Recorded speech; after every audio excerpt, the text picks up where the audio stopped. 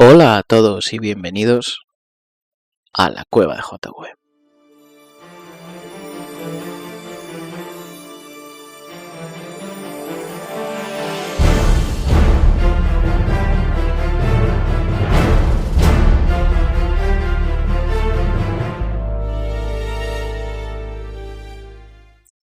En este primer programa, se podría llamar así, de más o menos entrando en materia, le he dado muchas vueltas sobre el tema del que hablar. La verdad es que en un principio pensé sobre lo que había supuesto estos meses de confinamiento, el coronavirus y demás, pero he dicho, es un coñazo, ¿no? Estamos hartos de ver noticias en los medios, lo que ha supuesto o lo que ha dejado de suponer. Y por supuesto lo he desechado. Por lo que me ha venido otra cosa a la cabeza y he pensado, ¿qué es lo que más hemos estado haciendo? Hemos estado, sí, haciendo estos meses y la clave ha sido distraernos. Hay gente que se ha puesto a cocinar, hay gente que se ha puesto a comer, hay gente que se ha puesto a crear, pero lo que no nos ha faltado ha sido ponernos a leer o a ver series, en general a consumir ficción. Y eso nos lleva a un tema interesante, que es la psicología de los personajes. Cómo evolucionan los personajes o qué hemos visto en los personajes últimamente. Y para mí es un tema muy interesante, ya que como escritor y como una persona con formación audiovisual, es muy interesante ver cómo tratan ciertos argumentos, ciertas historias y cómo incluso las modas y demás factores influyen en la narrativa del discurso audiovisual, tanto en el audiovisual como en el escrito. Pero bueno, me voy a centrar más en el audiovisual, en qué podemos ver en las series, qué podemos ver en las películas últimamente, desde mi punto de vista completamente subjetivo y personal. La verdad es que en mi consumo últimamente ha sido tanto de series de acción real como series animadas. En cuanto a las series animadas, como bien sabréis, se podrán distinguir entre series de animación de corte tradicional y los animes, que es la animación que proviene de Japón, ya sea asiática, por decirlo de alguna forma. Y en verdad, el fenómeno asiático no se ve tan influenciado por ciertas corrientes, digamos, sociales, como podría ser otro tipo de, bueno, la animación europea americana. Es curioso ver cómo ciertas cosas se contagian de, bueno, de los movimientos sociales a intentar traer una realidad que quizá muchas veces no es la realidad propiamente dicha, sino un deseo de lo que podría ser la realidad o lo que quiere ser la realidad. Y es que, como hemos visto en estos últimos tiempos, ciertos movimientos como el apoyo a la comunidad afroamericana en Estados Unidos han dado o dan a conocer, bueno, ciertas posibles carencias o ciertas posibles retrasos en nuestra ficción que quizá, bajo mi punto de vista, puede ser que esté incluso exagerada. Vemos el caso, por ejemplo, de la película Black Panther, ganadora de 2 Oscar a mejor vestuario y a mejor equipo de diseño, puede ser. Ahora no estoy muy seguro, la verdad, es lo que tienen estos programas, que como hablo sin tener un guión propio y más o menos improvisando, bueno, no me voy a poner a consultar datos y demás, hablo de lo que sé, de oídas, de lo que he leído y demás. Bueno, quiero decir, sí, si no hubiera sido el movimiento tan fuerte de la reivindicación ese año sobre el sector de los actores de color para que se hicieran más caso, ¿hubiera tenido esa relevancia esa película? Esa película recordamos que salió a la par que Avengers, y Avengers, en mi opinión, es el culmen de una estrategia cinematográfica que ha llevado décadas. No, décadas no, pero una década al menos. Creo que 10 años no se los quita nadie a las películas de Marvel. ¿Y por qué no hemos o no se ha reconocido desde la academia la labor de esas películas antes que a una película, en mi opinión, residual como puede ser Black Panther? ¿Qué está pasando? ¿Por qué ahora mismo vemos... Bueno, antes de meterme en eso, para no desviarme del tema, el movimiento, por ejemplo, vino a decir que Friends, la serie de Friends, era racista porque no incluía ningún personaje de color. Pero en cambio sí que incluía otras realidades, como podía ser las relaciones homosexuales o las relaciones transgénero, como puede ser una de las exmujeres de Ross, puede ser, o los padres de Ross. Hace mucho tiempo que la vi. Quiero decir, sí que se tratan esas realidades. Y con la realidad de Friends está la otra cara. Quiero decir, El Príncipe de Bel-Air o otras series cuyos protagonistas han sido enteramente negros o gente de color, ¿son racistas por eso? ¿Es necesario eliminar todo tinte racista, machista de todo el discurso? Yo creo que no es la solución. La solución es la educación. Y educar a las personas desde pequeños para respeto. La clave de todo es el respeto. ¿Vamos a dejar de hacer películas sobre maltratos psicológicos solo porque esté habiendo un repunte de ese tema?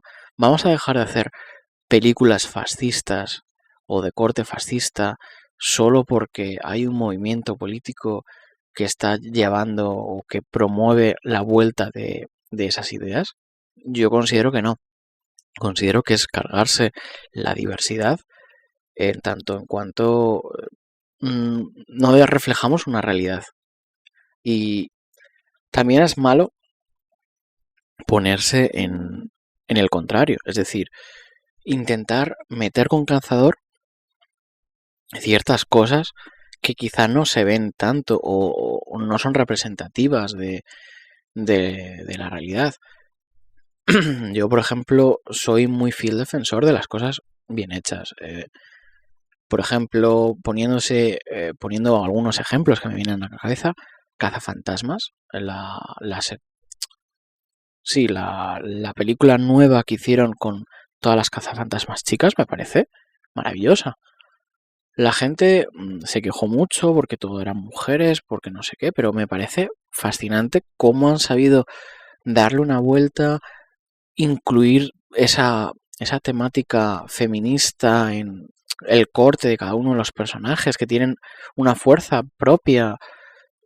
Al final es que depende del personaje y creo que se apoya mucho más a ciertas reivindicaciones haciendo un personaje fuerte en esa propia convicción de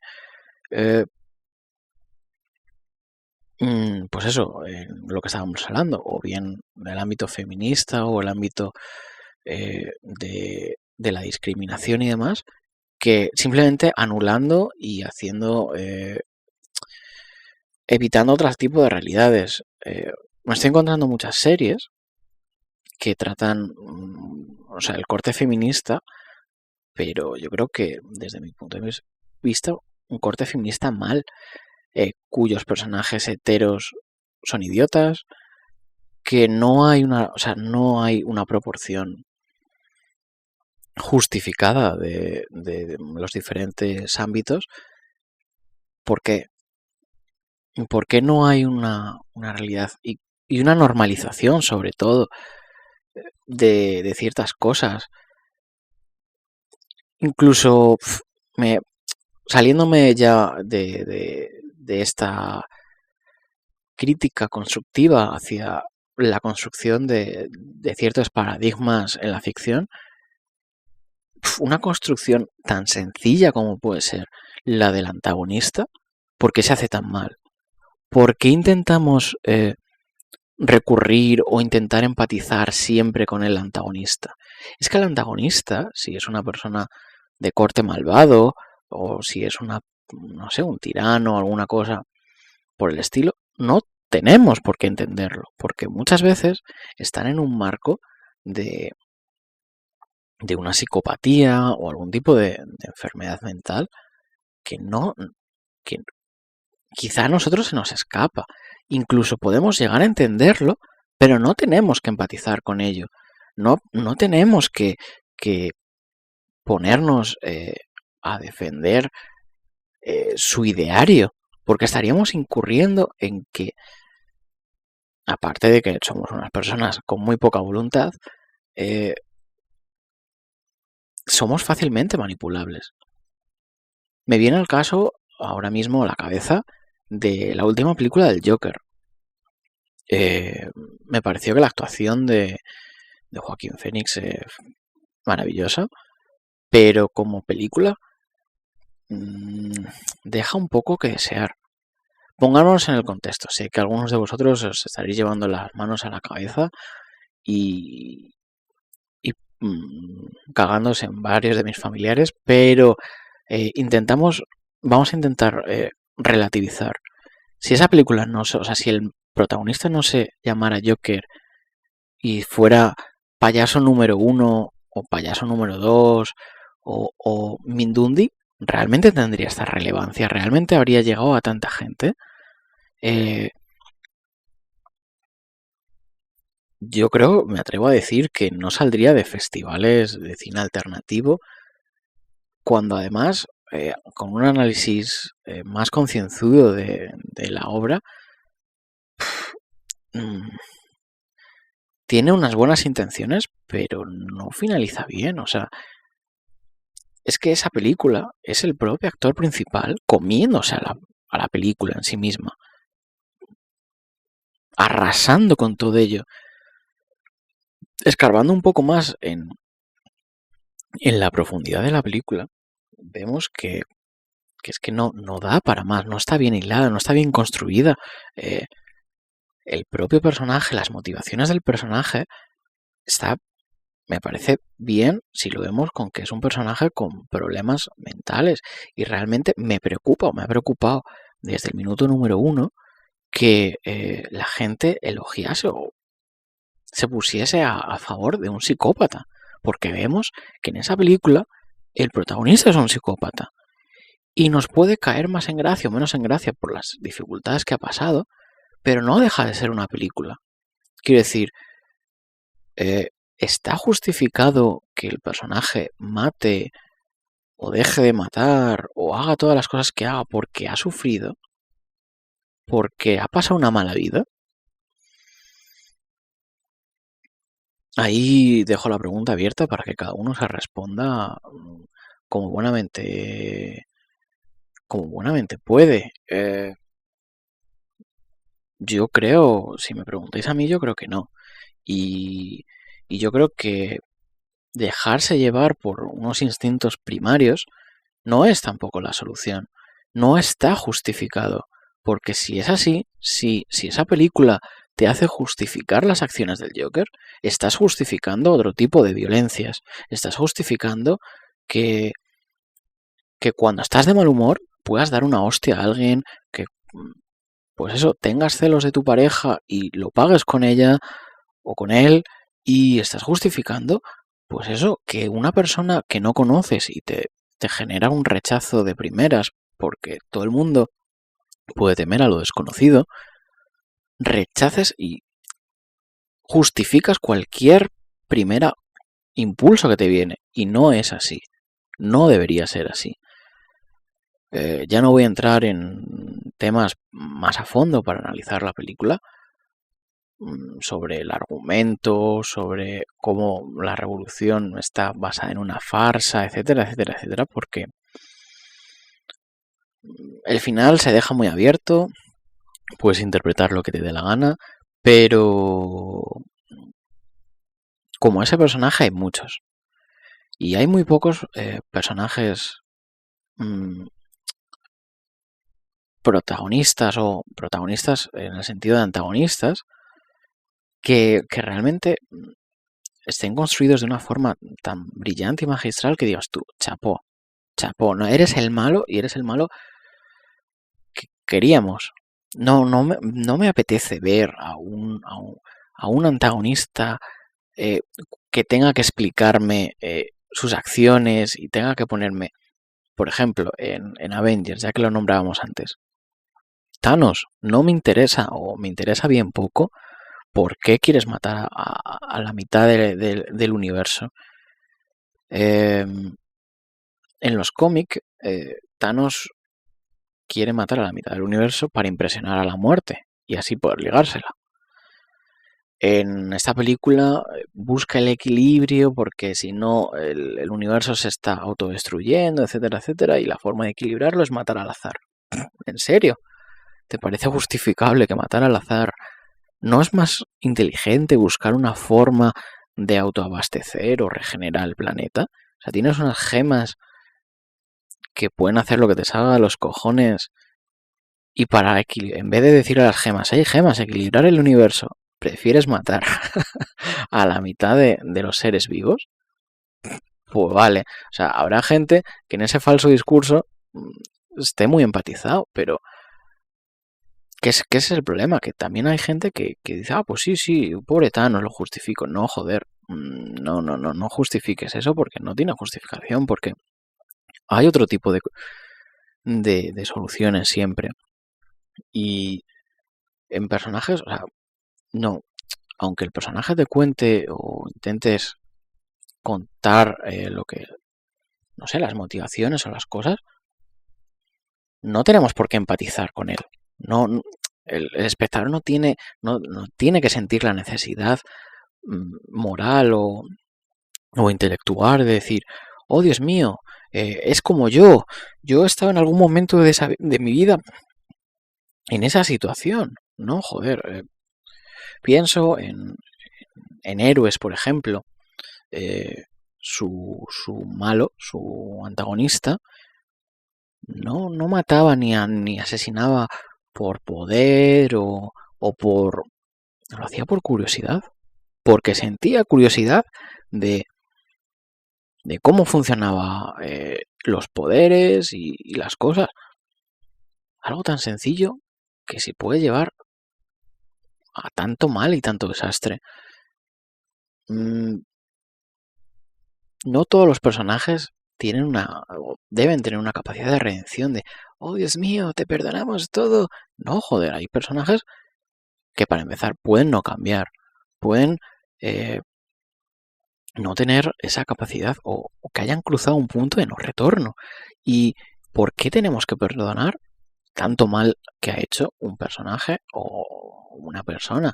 Es decir, si llega un momento en el que, pues eso, hablando, ya que hemos estado hablando de los personajes anteriores, por no nombrar más películas, Thanos llega y dice, oh, me he dado cuenta de lo que he hecho, quiero cambiar. ¿De verdad está justificado el perdón? Así, sin más, como pasa muchas veces. Dios mío, sí, se ha dado cuenta de que está haciendo algo mal. Intenta cambiarlo, lo primero.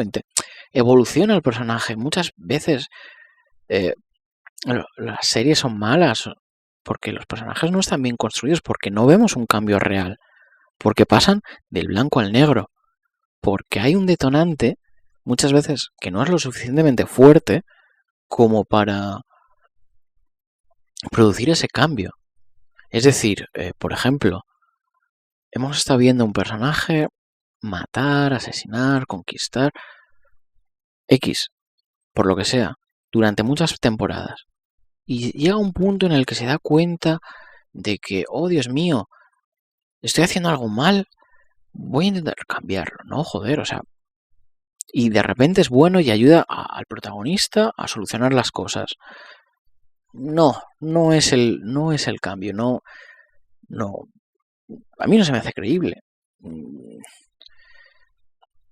No sé, juntando un poco ambos temas, al final te quedan personajes que, iba a decir, muy Disney, en el sentido que viven como en una realidad paralela, en un mundo paralelo en el que todo está bien, todo es justificable y todo es perdonable, cuando no es la realidad. No es lo que se debería, a mí me resulta demasiado superfluo, ¿no? No sé, no. Pienso también en que también en esto influye la construcción del medio. Es decir, no es lo mismo a día de hoy en el mundo real que alguien, si lleva 2 temporadas pasando una serie policíaca, diga, bola de fuego, saca una bola de fuego porque no te lo crees, porque dices tú, ¿qué cojones está pasando? A que, pues eso, en un mundo de magia pasen ciertas cosas cuya premisa ya te da a entender que eso puede pasar y es más creíble. Pero al final, todo esto parte de un discurso, una psique humana. Y la mayoría de series o la mayoría de ficciones se basan en un carácter humano. Si hablamos de protagonistas o antagonistas extraterrestres o animales o algún tipo de... pues pueden llegar a entender que ciertas cosas o ciertos patrones no se den, pero en el caso de los humanos, o sea, o eres... quiero decir, incluso ese cambio de blanco a negro, negro a blanco, te dice que tienes un problema y que eres bipolar. O que eres muy inestable, en tanto en cuanto no puedes equilibrar tu pensamiento o tu forma de actuar. Y en mi opinión, se juntan ambos factores y al final quieres, o la mayoría de series actuales, o sí, la mayoría, yo diría un 80% de las series actuales, pecan de ser productos para un consumo masivo y para facilitar o querer hacer a todo el mundo que esté contento, que esté alegre. Creo que uno de los casos más grandes, por lo que he leído, es el caso de Juego de Tronos, cuyo final, cuyo cambio de paradigma en los últimos capítulos dejó a bastante gente muy fría, o que no se lo esperaba, o que quería que ese protagonista o esa persona que ha estado durante muchas temporadas comportándose de una forma, no haya actuado de la otra forma. Pero es que si te das cuenta, o si te fijas, esa persona, porque la has estado viendo desde un punto de vista como si fuera el héroe, pero muchas veces la línea que separa al héroe del villano es muy fina. Y para mucha gente que llega, o sea, es el caso del rebelde. ¿En qué momento el rebelde pasa a ser terrorista? ¿En qué momento tiene una connotación positiva o una negativa? Simplemente desde el bando que le mires. Que justifique sus acciones o no.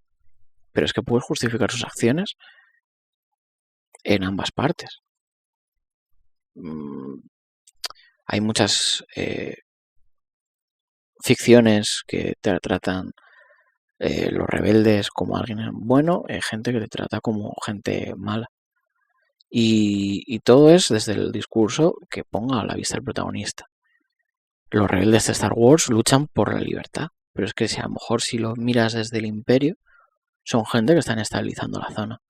Al igual que si ves una película sobre la invasión de Irak o semejantes, te dirán que los rebeldes son insurgentes y terroristas. Cuando, si lo ves desde el otro punto de lado, podrían ser que son invasores. En fin, no quiero alargarme más, simplemente quería dar unas pinceladas. Me gustaría que, bueno, si queréis comentar algo, lo comentéis en la caja de comentarios. Intentaré responder a todo el mundo. Y nada, no quiero que se alargue mucho esto tampoco. porque, bueno, es la primera vez y quiero ver cómo va. Muchas gracias a todos. Hasta luego.